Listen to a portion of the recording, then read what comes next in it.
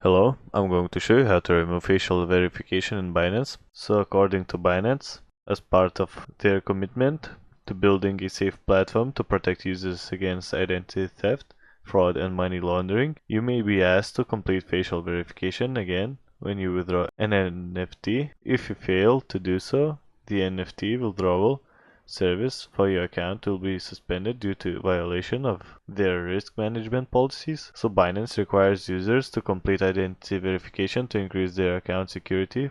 So in order to restore the withdrawal function, when you attempt to withdraw an NFT, you will see the below facial verification pop up. Click continue and follow the instructions to complete the facial verification. If the verification is successful, your withdrawal function will be restored. If the verification is unsuccessful, please retry. If you click cancel or close the verification window during the process, your withdrawal request will be rejected and you will be redirected to collect it.